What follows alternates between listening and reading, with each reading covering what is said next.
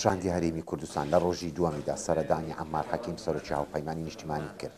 لەم سەردانەیدا هەردوو تەوەری پێشووی سەبارەت بە ڕیفراندۆم و ئاڵای کوردستان باس کرد و پاش نزیکەی 3 کاژێر لە گفتوگۆیەکی ورد هەردوو لە کۆنگرێکی ڕۆژنامەوانیان بەست باسی یەک نزیکبوونەوەی بیر و ڕایەکان کران.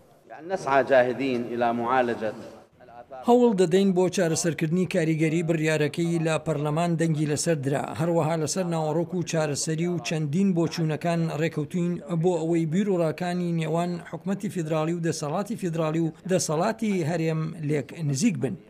عەدنان موفتی ئەندامی شاندی هەرێمی کوردستان بۆ بەغدا لەم کۆنگرەیەدا باسی دەستوری عێراقی کرد و جەختی لەوە کردەوە کە دەبێت دەستور سەروەر بێ بۆ بەجێهێنانی گشت مافەکان. الالتزام بالدستور پابندبوون بە دەستور تەنها ڕێگەیەکی بنەڕەتیە.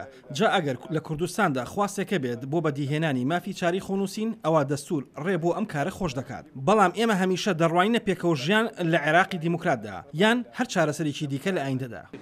سەبارەت بە ئاڵایی کوردستان مفتی ڕایگەیان کە بە بەرزی دەمێنێتەوە تاوەکو مادەی 140 دەستوری عێراقی ناوچە کێشە لە سەرەکان یەکلایی دەکاتەوە. ئاڵای کوردستان بەرز دەکرێتەوە تاوەکو مادەی 140 دەکەوێتە بواری جێبەجێکردن، یانیان هەنگاو دەنرێت. ئەو مەسەلەمان باس کردوێنێ و ئەمڕۆژ باسمان کرد و باس بە دوای ئەوەی دەگەڕێن کارێک بکرێتن لە پەرلەمانی عێراقا لەبەرەوەی ئەو قەرارەیان کە دەرکردووە هەڵی تێدایە، یعنی لەسەر ئیستنادی سیاغاتی دەستوری قانونی نییە، دەبێت پەرلەمانی عێراقی قەرارەکە بگوت. شاندی هەرێمی کوردستان یەکەم هەنگاوی خۆی نواند و لە ڕۆژانی داهاتوش وەک دەوترێ کە چەندین دایلۆک و گفتوگۆی ورد نێوان هەردوو لە ئەنجام دەدرێن تاوەکو بگەنە چارەسەری گشت کێشەکان.